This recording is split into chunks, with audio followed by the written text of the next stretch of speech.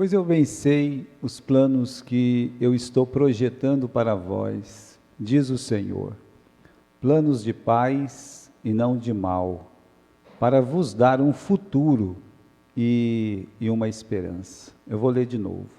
Pois eu bem sei os planos que eu estou projetando para vós, diz o Senhor, planos de paz e não de mal, para vos dar um futuro e uma esperança.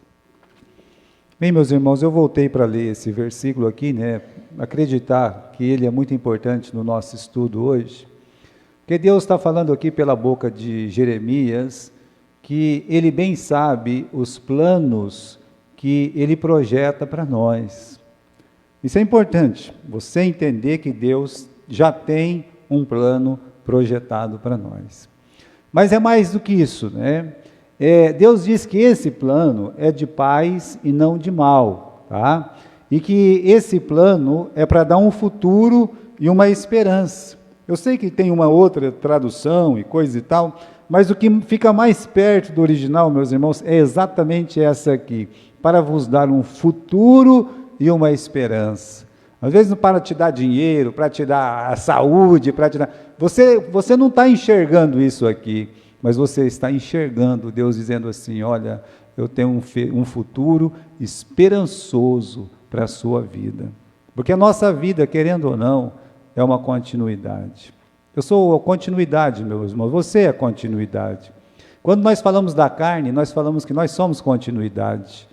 Eu sou continuidade do meu pai do meu avô, do bisavô e assim vai. Isso na carne. Mas quando nós falamos espiritualmente, você aceitando ou não, você é continuidade. Alguém pregou o evangelho para você, você se converteu. Alguém trabalhou pela sua alma. Alguém ensinou a palavra e hoje você tem o desejo de servir a Deus. E por isso você é continuidade. Mas eu pergunto, você tem sonho espiritual de continuação também? Como é que é essa história de continuidade na sua vida espiritual? Você morreu, acabou, está tudo bem, está tranquilo, combati o bom combate, acabei a carreira, e assim, final, E aí? E essa palavra aqui? E esses sonhos que Deus tem para cada um de nós, pensando, meus irmãos, justamente na continuidade da nossa vida espiritual, dos nossos filhos, dos nossos netos. Nós pensamos nisso.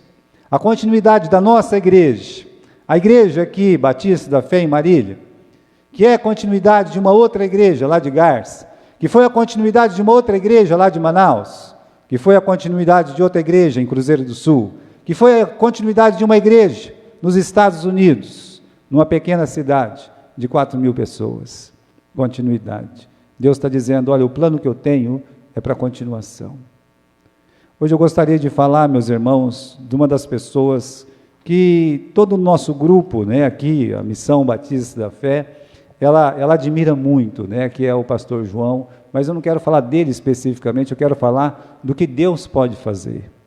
Porque falar de uma pessoa, de um ser humano, isso não é, meus irmãos, a melhor coisa que nós podemos fazer num púlpito.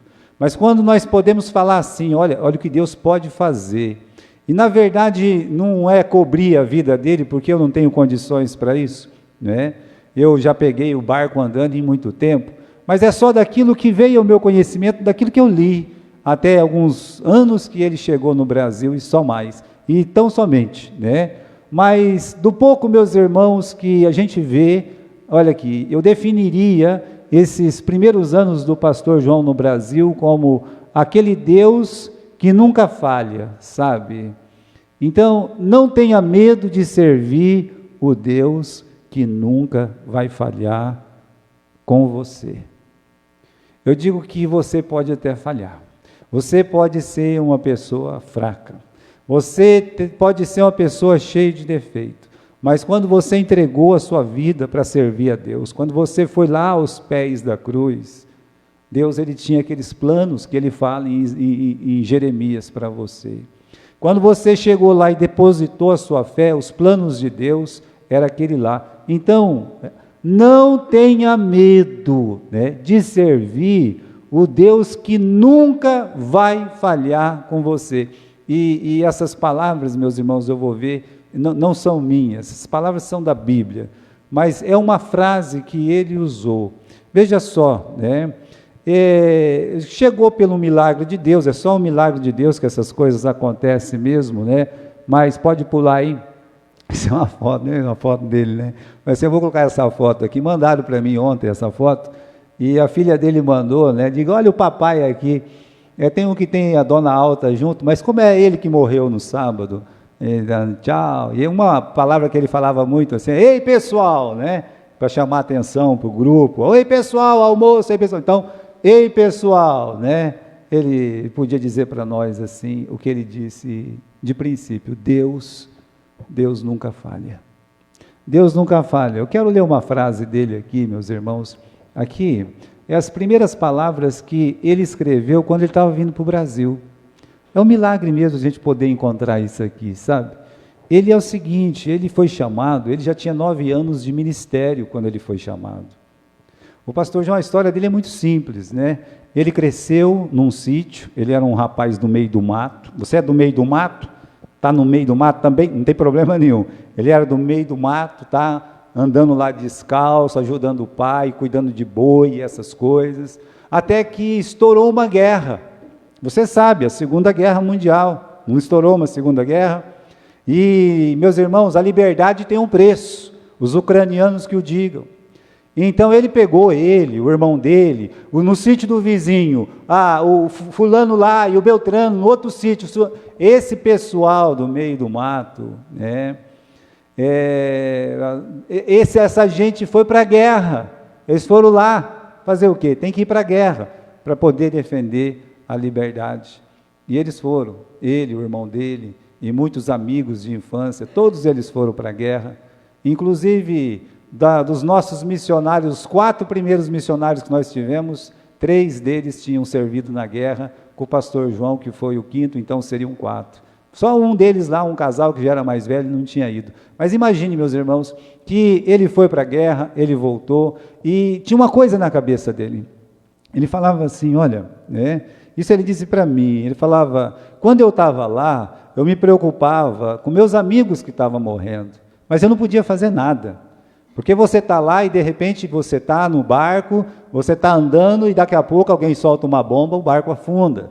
Ou senão você está numa trincheira, o que vai acontecer? Alguém vai dar um tiro, vai pegar em você, se não pegar em você, pega no seu amigo. Guerra é assim, tá? Guerra é desse jeito. Mas ele disse uma coisa, a minha preocupação, quando eu voltei, era com as almas perdidas que estavam indo para o inferno. Por isso a primeira coisa que ele fez quando ele saiu do navio de Nova York, falou assim, olha, foi lá e se matriculou no colégio da Bíblia. É o que ele fez. Foi lá, se matriculou no colégio da Bíblia e entregou a vida dele para servir a Deus. Era novo ainda. E aí, meus irmãos, começa a história dele dentro da igreja. Ele, quando veio para o Brasil, ele já tinha pastoreado 3 igrejas. Aberto alguns trabalhos. Sabe esses trabalhos que a gente fala que não vai virar nada? Esse aqui foi aberto aqui, aquele lá. Não tem ninguém aí, não tem nada. Pois bem, desses trabalhos que ele abriu, tem igrejas enormes nos Estados Unidos. Enormes. Mas trabalho assim, sabe? Sabe quando você vê um irmão, você pega aí, um irmão que está lá no meio vamos dizer, pode ser numa vila, pode ser, meus irmãos, num tembé. Pois é. Nasce uma igreja, essa igreja, meus irmãos, Deus pode transformar e se tornar numa grande igreja. O trabalho dele era esse. Até que ele sentiu o chamado para o Brasil e ele veio para o Brasil. Mas ele veio para o Brasil, eles iam vir tudo de avião. Dias antes, ele descobriu o seguinte, para bagagem ir, tem que alguém acompanhar a bagagem. Então, e aí? Né? Então ele mandou a família de avião, e ele veio de navio. Para ele era café pequeno, porque ele foi marinheiro da Marinha Mercante na guerra, então andar de navio ali, para ele, meus irmãos, não era nada, absolutamente nada. Saiu de Nova York, foi bater lá em Savana, em Cuba, depois em Porto Rico, do Porto Rico chegou aqui no Brasil. Então a gente só tem a carta dessa primeira passagem, é a última coisa que se tem notícia dele, meus irmãos, nas folhas que eu encontrei. É essa carta, é a última coisa, né? É a carta que ele escreveu quando ele saiu dos Estados Unidos e ele estava a caminho de Savannah, lá em Cuba. Era uma cartinha que ele escreveu para a Missão Batista da Fé, a missão que tinha mandado ele. Então, ele escreveu o seguinte, essas são as primeiras linhas dele. Ele diz assim: o homem propõe, mas Deus dispõe. Esta é uma verdade que vem à tona, quer dizer, que vem na nossa cabeça, quando cada um de nós procuramos servir a Deus. Igualmente verdadeiro, porém, é o ditado: a extremidade do homem é a oportunidade de Deus. Assim, enquanto é verdade que Deus dispõe, é verdade que Deus nunca falha. Essas duas verdades, ou seja, que Deus dispõe, que Deus nunca falha, né? Essas duas verdades foram trazidas à força para as nossas mentes em nossa partida para o país do Brasil. As duas coisas que ele pensava quando ele estava naquele barco. Deus dispõe, quer dizer, Deus é soberano, e uma outra coisa, Deus, ele nunca falha.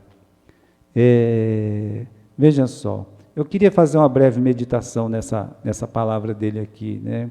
Porque eu disse para vocês, quando é que essas palavras foram ditas? Quando ele estava no navio, quando ele estava vindo embora para cá, né? E por que ele fez questão de citar isso? Ele explica, ele fala, olha, é uma verdade que vem à tona quando cada um de nós procuramos servir a Deus. E eu digo uma coisa, você procura servir a Deus? Bem, ele está dizendo, quando cada pessoa procura servir a Deus, vem na nossa cabeça o quê? Que Deus dispõe. A gente tem um monte de plano, um monte de projeto, mas é os projetos de Deus que vai acontecer. Aí ele fala da extremidade do homem, ou seja, da nossa fraqueza, ele fala da nossa fragilidade, e aí ele diz assim, a nossa fragilidade é a oportunidade de Deus agir. E ele termina dizendo, olha, a grande verdade é que Deus, ele nunca falha.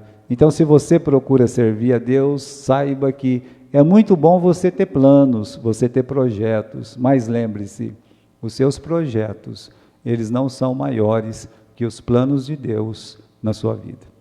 Você pode ter 1 milhão de projetos, pode ser muito bom, mas é o projeto de Deus que vai acontecer.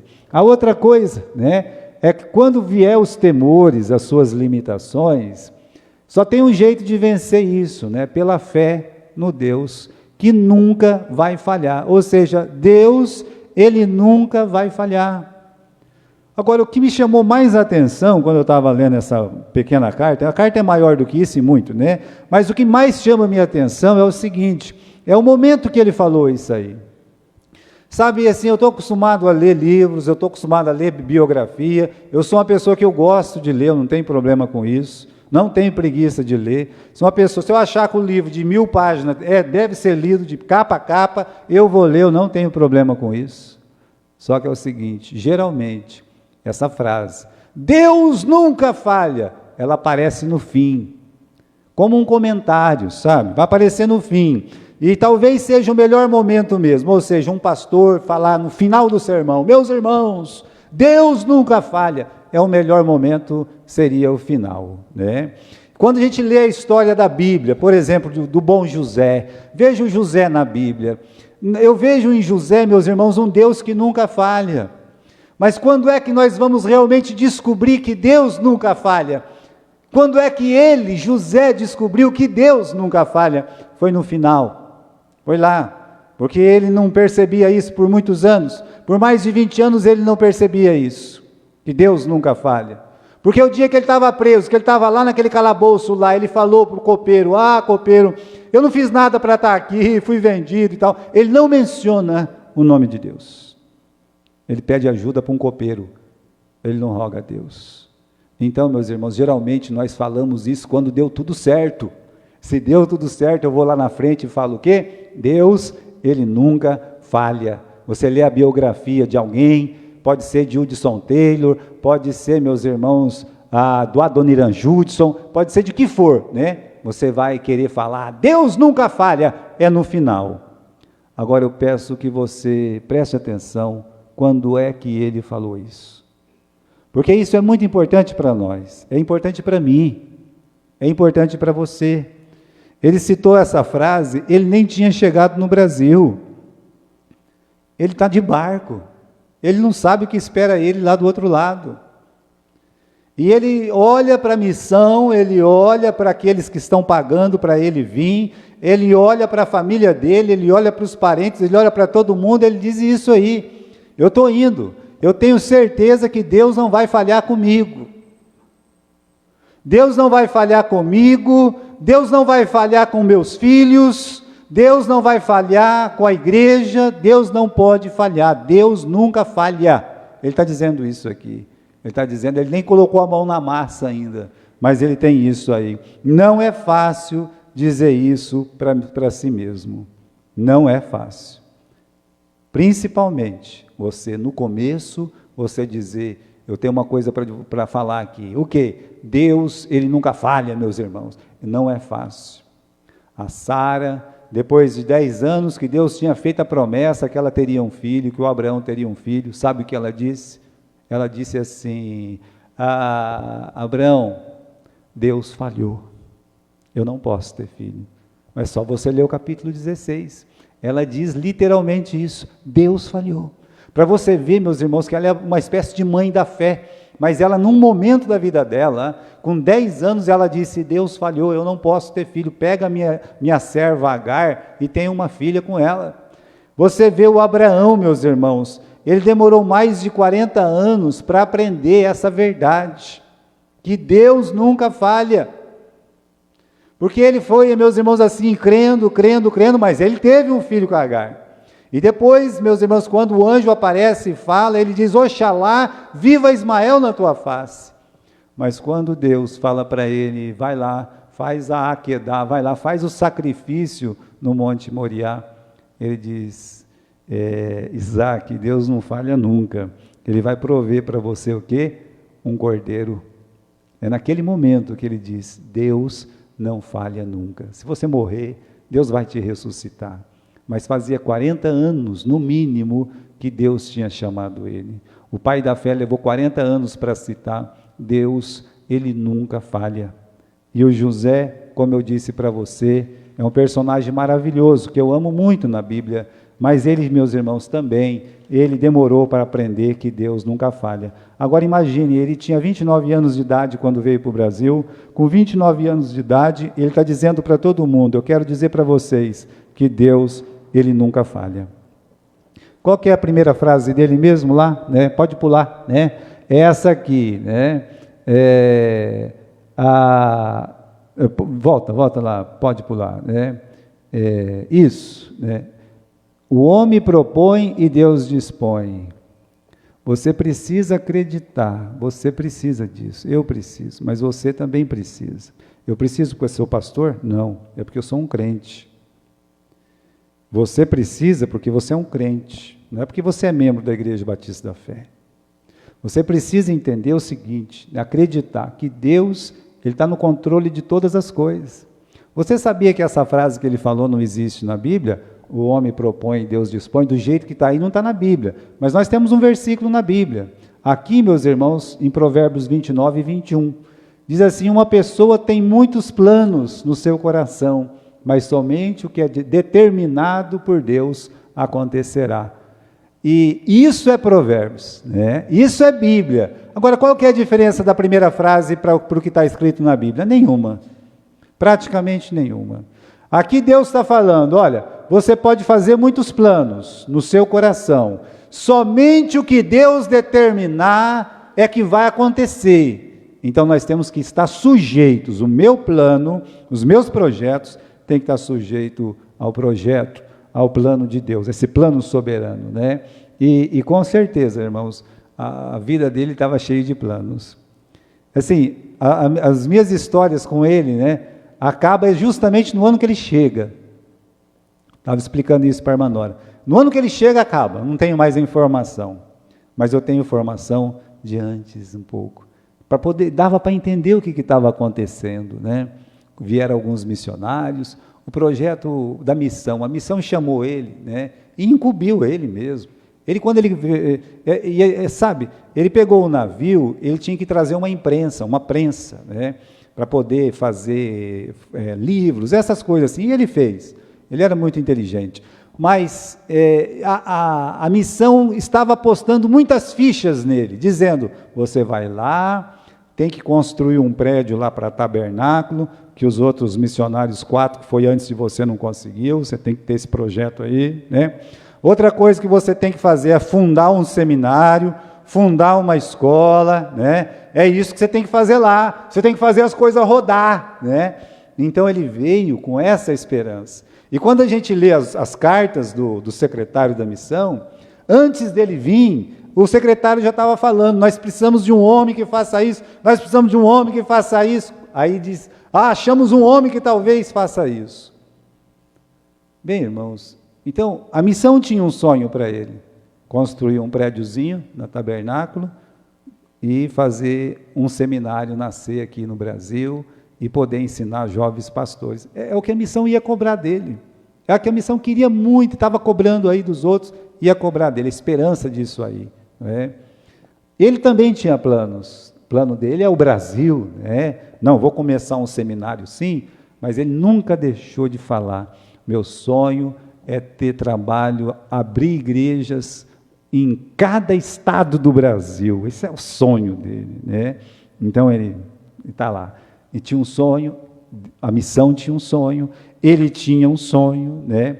Agora, olha aqui, nós precisamos entender que o nosso sonho, né, o nosso plano, não são maiores do que os planos de Deus. Sabe por quê? Porque eles sempre vão ser menores. O que a gente pensa, irmãos, é sempre menor do que Deus quer para a gente. Sempre. Deus quer mais do que você imagina, mais do que você pede. Ele está dizendo que Deus não falha, e talvez se ele tivesse feito só essas duas coisas, como ele fez, em 5, 6 anos ele já tinha feito essas duas coisas. Acabou. Então ele já podia voltar para os Estados Unidos, né? Missão cumprida, não é verdade? Já fiz o que eu tinha que fazer, vou embora. Mas não é assim. Não é assim na vida de um missionário. Meus irmãos, não é assim na vida de um professor de escola dominical. Dei aula, bateu, morreu, acabou. Não. Se é isso não é sonho, isso é uma bobagem.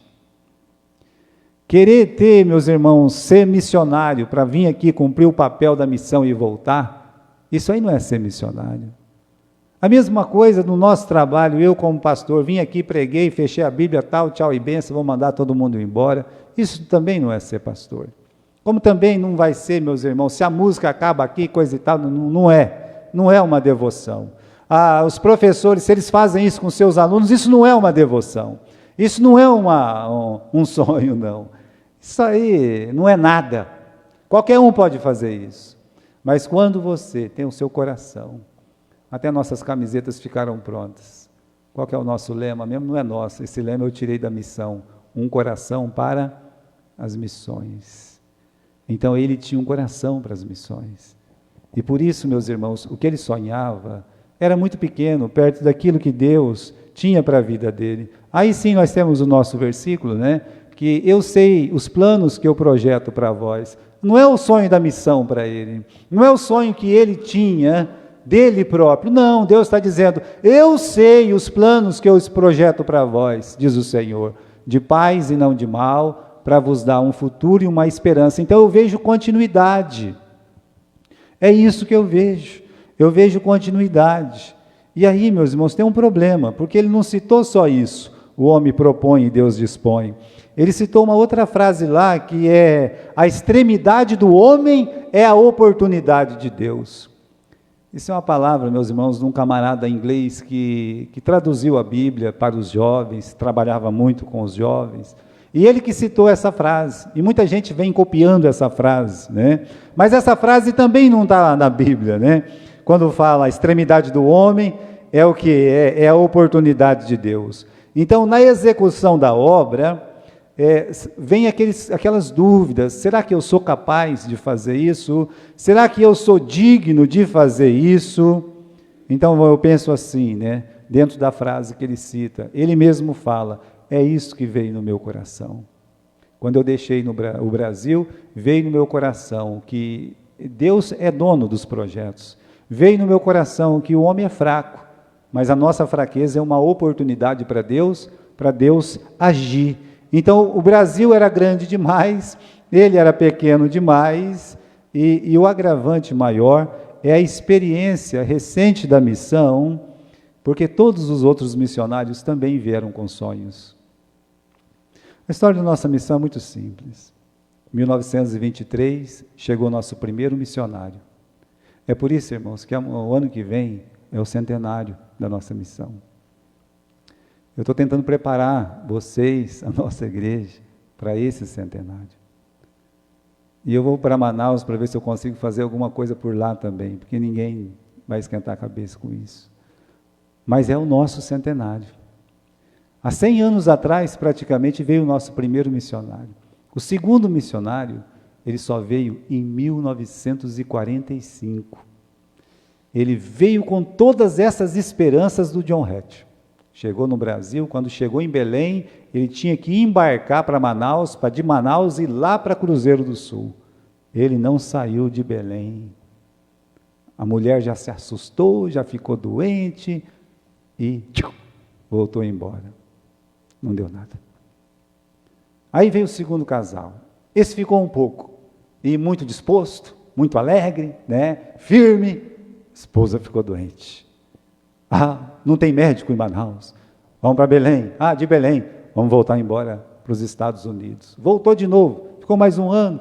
Minha mulher ficou doente de novo. E volta para os Estados Unidos. Nosso segundo missionário, não deu nada. Aí veio o terceiro missionário, super inteligente. Eu tenho lido os artigos dele, meus irmãos, o homem é um gênio, O homem é de tirar o chapéu. Esse terceiro missionário, a mulher dele ficou doente, e ele voltou embora, e ainda brigou com a missão, como se a missão fosse culpada da mulher dele ficar doente. Voltou para o Brasil, fez mais uma coisa, depois voltou para lá de novo, e abandonou. Então nós já temos 3 missionários, não é verdade? Veio o quarto. O quarto já veio, meus irmãos, com 3 filhos pequenos, chegou aqui, a mulher já ficou grávida, teve o quarto, depois teve uma das crianças que morreu, depois teve uma outra criança, depois teve uma outra, ou seja, teve 6 criancinhas. Isso em 4 anos, tá? Já veio com 3, teve mais 3, então, na 6ª criança. Aí teve uma tragédia. Esse eu não culpo, não, de jeito nenhum. A esposa morreu. Quando nasceu a 6ª criança, a esposa morreu. Aí, sozinho, com 6 criancinhas pequenas, de 7 anos, 6 anos, 5 anos, 4 anos, até chegar o nenezinho. Então, a própria missão, esse menino tem que voltar, é muita criança, e voltou. Morreu feliz, estava vendo a morte dele, morreu cantando na igreja, ele cantava no coral, e foi pastor por muitos anos. Meus irmãos, perceba, Aí, o 5º missionário, ou é o 4º? Não, é o 5º. O 5º missionário, depois desse primeiro que veio e ficou muitos anos, ele era irmão desse 4º. Quando o irmão foi embora, o que ele fez? Ele foi embora também. E aí, veio quem? Veio esse, o nosso, que é o pastor João. Então eu digo para você, todos os outros, não é que todos falharam, mas o que mais ficou foi esse que perdeu a esposa e morreu, e ele voltou. E para esse aí, meus irmãos, eu não falo nada. Mas os outros foram embora. E eles tinham os mesmos sonhos, mas eles foram embora. Quando eles viram a dificuldade, quando eles viram os problemas, a esposa não quer criar os filhos no meio do mato, não tem geladeira, não tem máquina de lavar, não tem isso, não tem aquilo, só tem pernilongo e papapá. Então, todos eles voltaram. Aí chegou o Hatcher. Aí, meus irmãos, a coisa ficou... agora, o que vai fazer? Chegou o Hatcher.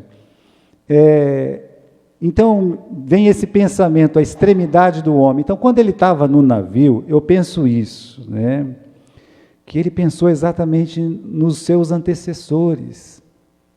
Porque todos eles estavam vindo embora, todos eles estavam desistindo. Mas você vê a carta deles antes deles virem para o Brasil, todos heróis. Depois de um ano no Brasil, falando mal e não sei o quê, e voltando embora, a culpa é da igreja, a culpa é da missão, essas coisas, entende? Aí chega ele. Então, quando ele estava lá, antes dele vir, ele disse para a missão, mas ele disse para ele. E ele está dizendo isso para nós, né? Porque a gente está lendo o que ele disse.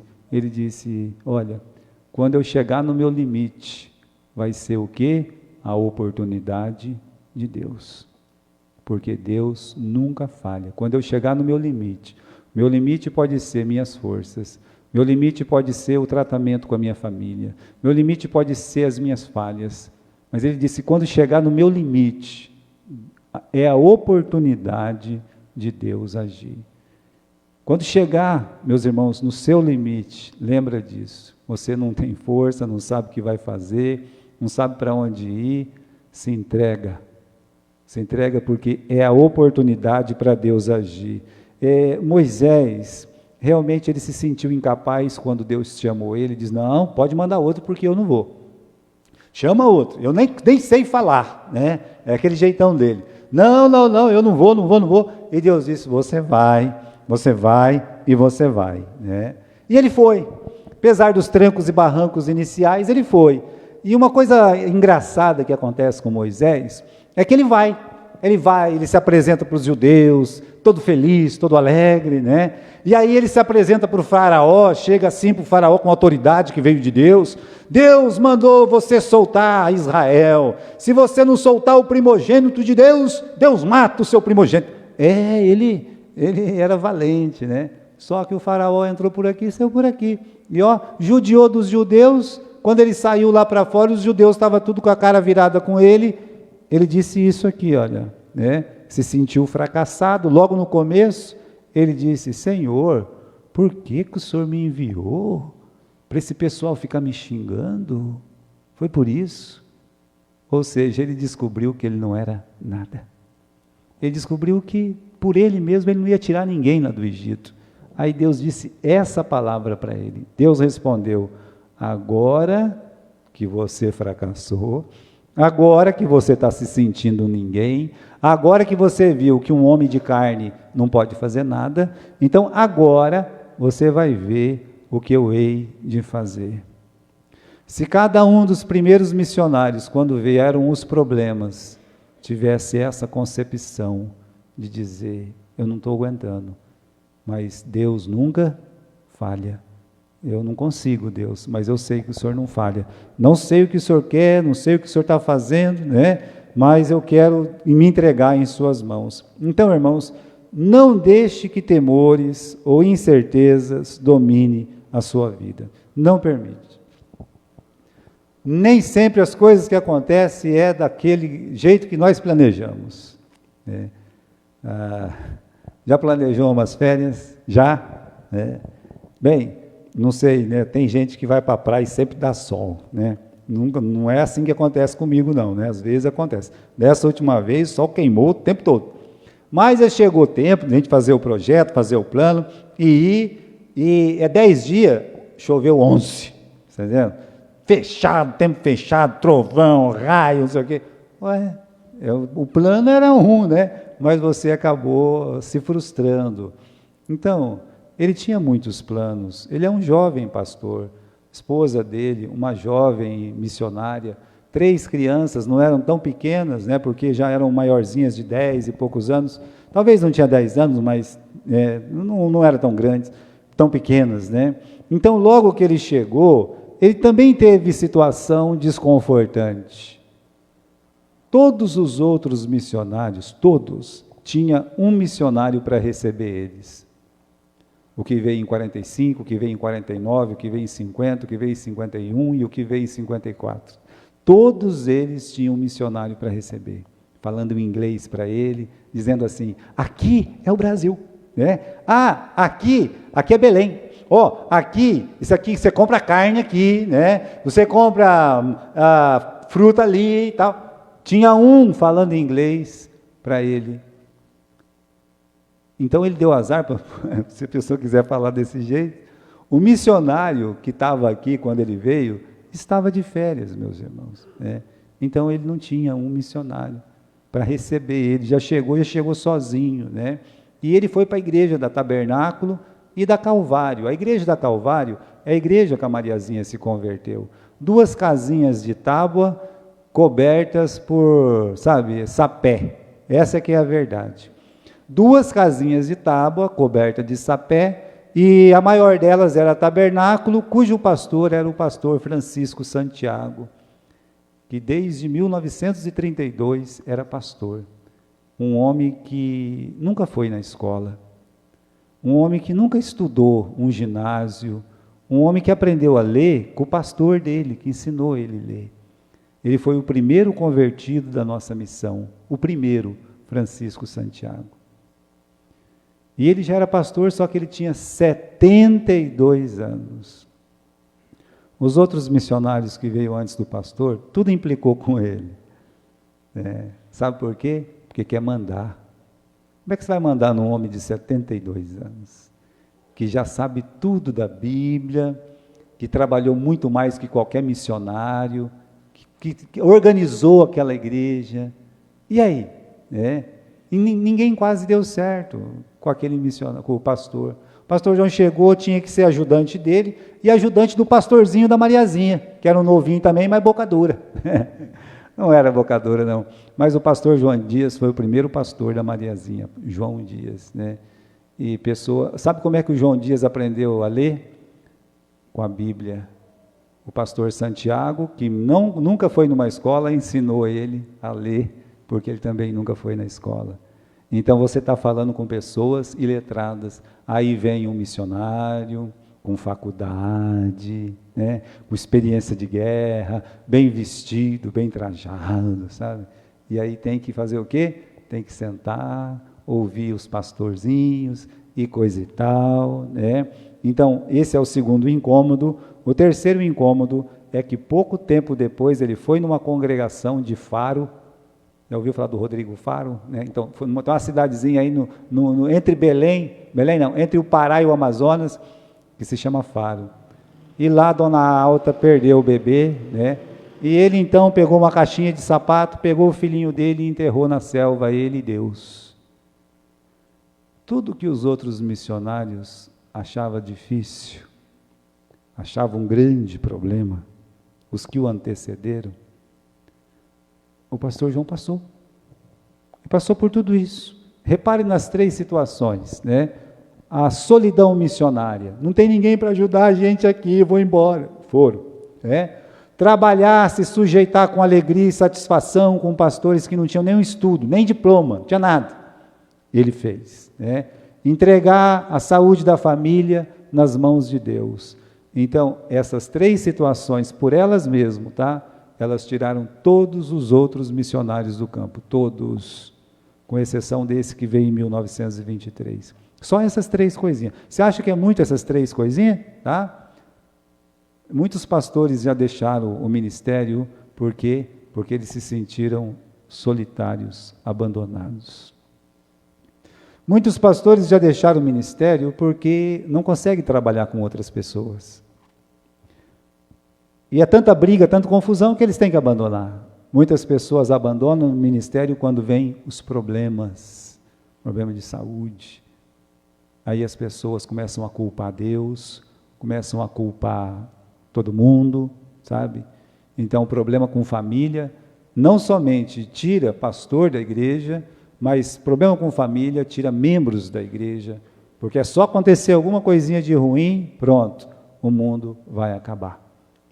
Quem vai pagar o pato? Quem vai pagar o pato é Deus. Então, irmãos, olha só, as nossas dificuldades são oportunidades para Deus revelar que Ele não falha. É isso que Ele disse antes dele vir para o Brasil. Ele disse, quando eu não tiver mais força, eu tenho que crer que é a oportunidade de Deus. Quando eu não tiver mais força, se você não tiver mais força, tem que crer assim, tem que ter essa firmeza. Qual firmeza? Essa firmeza de dizer, Deus, Ele não falha. Seu João, seu filho acabou de morrer. Deus não falha. Então, sobre a solidão missionária, o padrão era vir, ficar 1 ano, 2 e vazar, né? Ele chegou.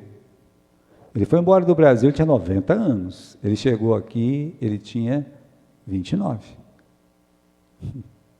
Eu não conheço outro missionário que ficou 60 anos no campo. A convenção não tem uma história dessa. Nós temos. 60, ficou 60 anos, só foi embora porque pegaram e levaram. Se não se deixasse, era bem provável que ele tinha ficado aqui. E aí, meus irmãos, ele se tornou padrão. Por quê? Porque depois dele veio outros missionários. E quando os outros missionários vinham, via aquela firmeza. Por isso que um crente firme atrai outros crentes firmes. Por isso que uma família estável vai atrair outras famílias estáveis. Por isso que quando uma família tem problema e vence, vai atrair outras pessoas que têm problema e vão vencer também. É por isso. Então ele estava aqui, chegou quem? Bom, agora chegou, meus irmãos, os próximos que chegaram foram os Lunsford, né? Vieram, se estabeleceram, né? Foram para Cruzeiro do Sul e ficaram muitos anos, né? Depois vieram os Craigor, né? Os Brecher, perdão. Os Brecher, meus irmãos, como o pastor João, ele só foi embora quando a família levou, alguns anos atrás. Ele não chegou a ficar 60 anos, mas ele ficou mais de 50 anos no Brasil. Ele ficou muitos anos.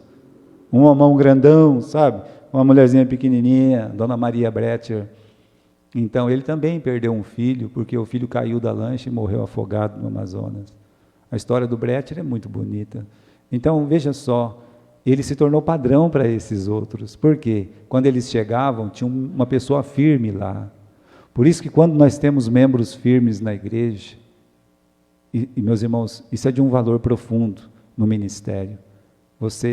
As pessoas saber que você vai estar lá, que você vai ficar lá, que os anos passam e você está lá. Sabe, minha sogra, ela tinha isso com ela, né?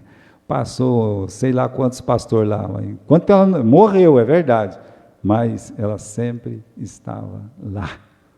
Eu sei que você vai ser assim também. Então, essa solidão missionária se transformou em padrão. Veio os Craigors, estão em Cruzeiro do Sul até hoje. Está lá, o pastor Miguel Craigor. Aqui os irmãos de Cruzeiro do Sul devem conhecer o pastor Miguel, não é? Conhece, está lá. A irmã Maria falou assim, eu conheço. A irmã Paula também conhece. Sabe por quê? Porque o pai dele, em 1960, veio e encontrou uma rocha aqui. Então, meus irmãos, aquilo que era problema se tornou em padrão. Os outros missionários vieram para ficar também. Repare, outra coisa, sobre a cooperação com os pastores nativos. Sabe o que aconteceu alguns anos depois, quando ele chegou na Tabernáculo, construiu uma igreja, abriu um seminário, e o próprio pastor, que agora já estava com quase 80 anos, pegou a chave da igreja. Tem uma foto dessa, você já deve ter visto a foto, né?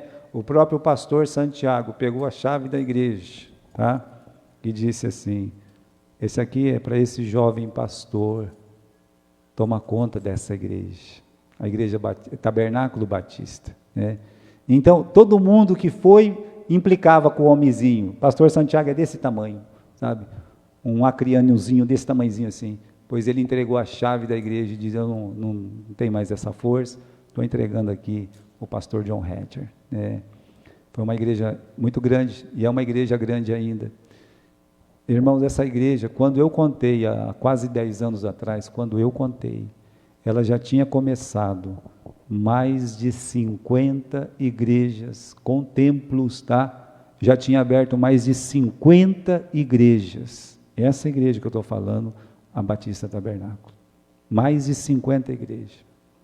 Eu leio as histórias das igrejas da Convenção Batista, até hoje, eu nunca encontrei uma igreja que tenha começado 50 igrejas. A mesma igreja, eu não conheço. E eu leio história, hein? Pode ser que tenha, não estou dizendo que não tenha, é que eu não conheço. Mas aquela igreja, 50 igrejas. Isso há 10 anos atrás. Hoje eu não sei mais, porque eu já estou desatualizado. Então, irmãos, sobre a cooperação com os pastores nativos, isso era a Igreja Batista Tabernáculo, que era a maior, que já estava com um templo bonito, mas a outra ficava com o predinho, os michurucas, sabe? Até tem uma foto da Mariazinha lá dentro, sabe? Eu tenho uma foto que ela está de véu e tudo mais, uma gracinha de foto, um dia nós colocamos aqui para todo mundo ver. E ele ia pregar nessa igreja, a primeira mensagem que ele fez foi justamente nessa igreja. E um dia, quando ele pregou nessa igreja, do pastor João Dias, quem se converteu? A Mariazinha. Mariazinha se converteu praticamente no ano que o pastor João chegou, com a mensagem do pastor João, que mal sabia falar português. Olha a bênção que a Mariazinha é na vida de todos nós. Mas sabe por quê? Porque tem um pastor que superou esse problema de convívio com pastores, que para ele sabe menos que ele. Não, o pastor João se sujeitou, ele se sujeitou, se tornou, meus irmãos, amigos desses pastores. E eu perguntei, olha só, sou curioso, eu estava em Manaus e eu perguntei, olha, eu queria saber do pastor João Dias, os filhos do pastor João Dias, né? E o pastor Edilson disse, eu conheci, e o filho dele cuidou muito de mim. Já morreu, pastor Gilberto? Morreu, morreu. Mas ele era um grande médico aqui em Manaus. Eu fiquei muito feliz em saber que Deus abençoou o pastor João Dias, e Deus abençoou o pastor Santiago. Então, meus irmãos, a boa convivência com os pastores nativos transformou a Igreja Tabernáculo nessa incubadora de novos missionários. E sobre a saúde da família? Pastor João, filho do senhor morreu, pegou o filho e enterrou. Ele não disse, isso aqui não é para mim, não. Eu não vim para o Brasil para ficar vendo morrer minha... Não. Sabe o que ele fez? Nasceu uma outra criança, que é a Cátia, que é a irmã Cátia. E aí, meus irmãos, é por isso que a Cátia chama Cátia Lorene, que é a mãe do pastor João chama Lorene, né? Então é Cátia Lorene, aí o terceiro nome dela é Amazonas Retcher Barros, que agora casou, ficou uma linha de trem de nome aí, né? Um nomão grande. Mas o pastor João fez certeza de colocar na filha o nome da selva onde o filho foi sepultado. Para dizer, Deus nunca falha. Deus nunca falha. Está lá, estão cuidando de algumas igrejas em Manaus. Porque Deus nunca falha. Ele descobriu que homens falham, mas Deus nunca falha. Você sabe, irmãos, que nesse período que ele ficou aqui, muitas igrejas que sustentavam o ministério deixou de sustentar. Pararam de ajudar, muitas, né? Muitas mesmo. Mas Deus colocou outras no lugar. No ano que ele veio para o Brasil, tinha 81 igrejas sustentando a missão. No ano que ele foi embora, eram mais de 100. Quer dizer que, né? Isso lá nos Estados Unidos. Ou seja, saiu umas, mas Deus fez o quê? Deus supriu, Deus colocou outras no lugar. A própria igreja dele, que ele era pastor, que ele trabalhou muito na igreja, e mandou ele como pastor, ele fala isso, que a igreja mandou ele como pastor, a Igreja Batista do Povo, chamava Igreja Batista do Povo, em Alton, no estado de Illinois. Essa igreja, meus irmãos, quando ele foi embora, não estava ajudando ele mais, a própria igreja dele. Então os homens falham. Mas Deus não.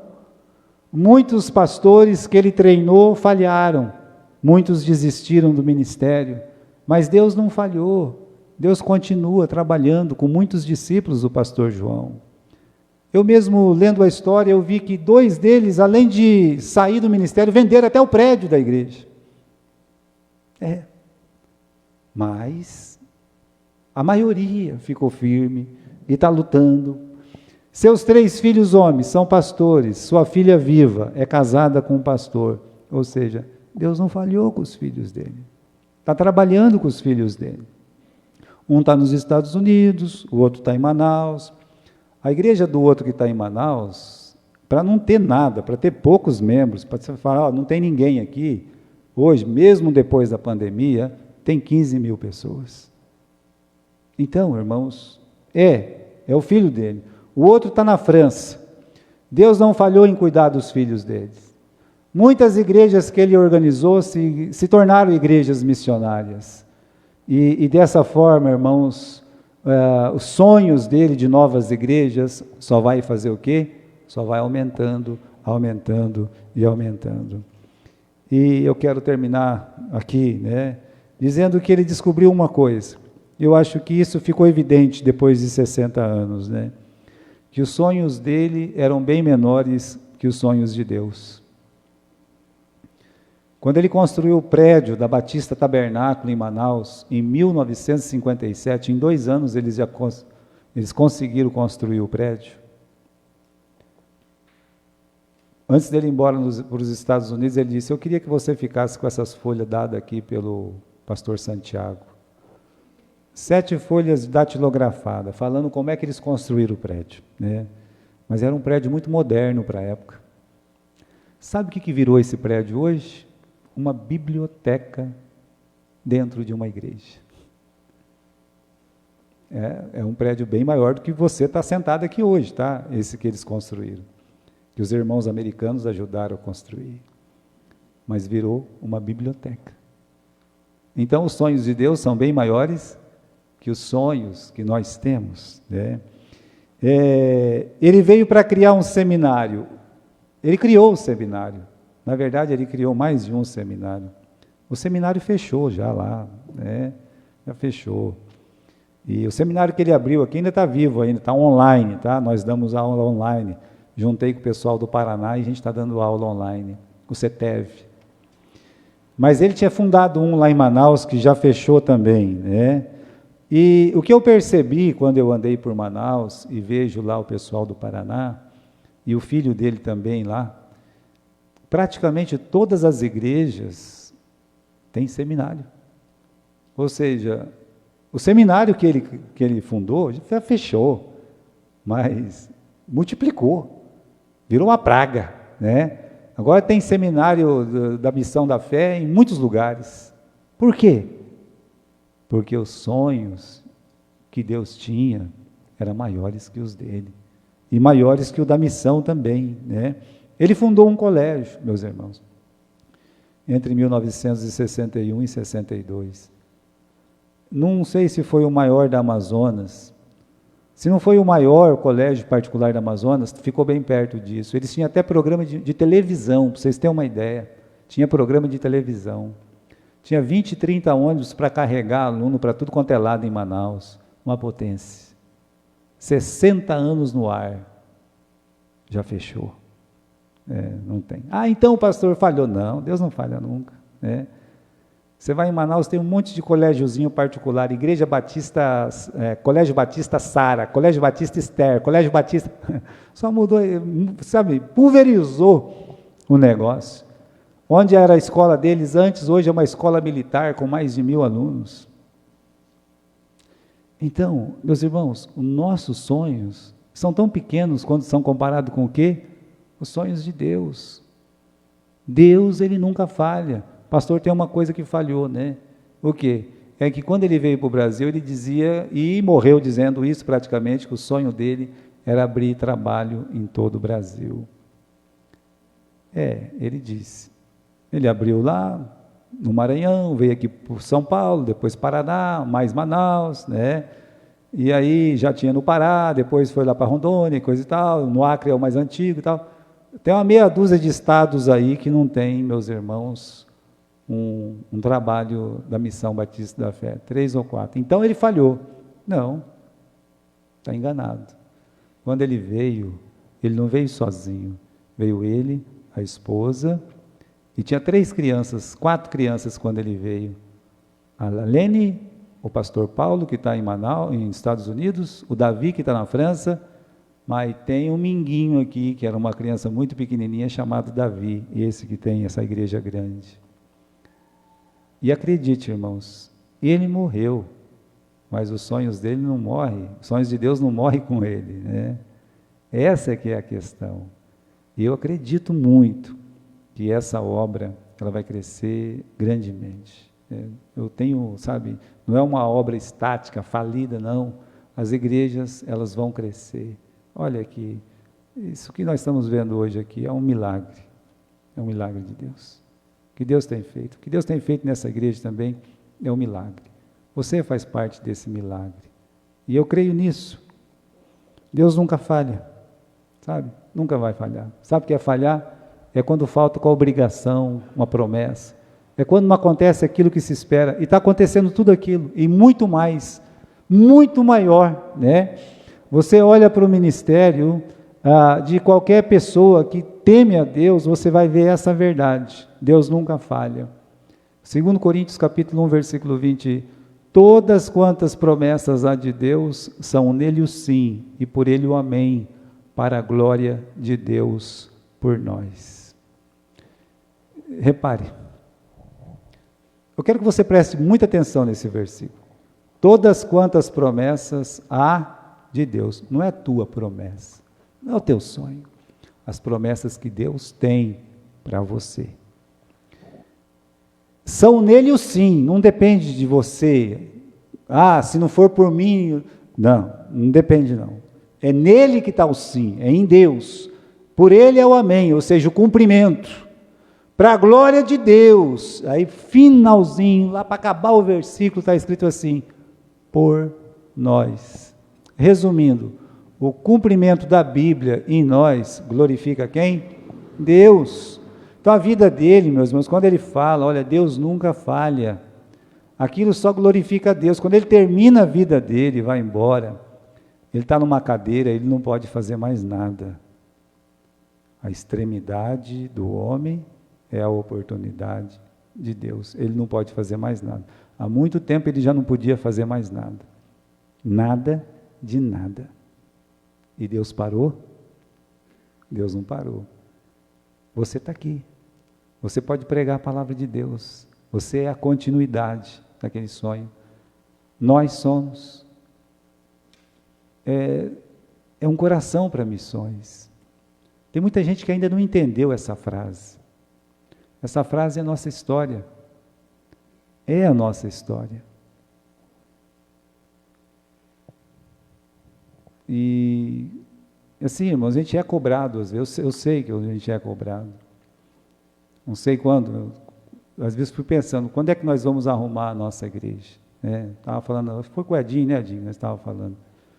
Mas se a gente tivesse o princípio, se a gente não tivesse um coração para missões, eu acredito que essa igreja estava linda, maravilhosa.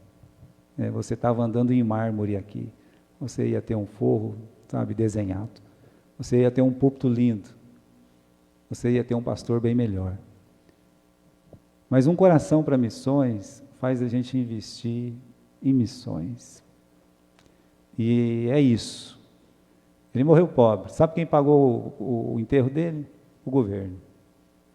A família podia? Podia. O governo pagou. Para ele não dar prejuízo para ninguém. Ele era um ex-combatente de guerra. Então, acho que essa semana foi enterrado com honras militares junto com a dona Alta. Os dois têm direito de ser enterrados juntos.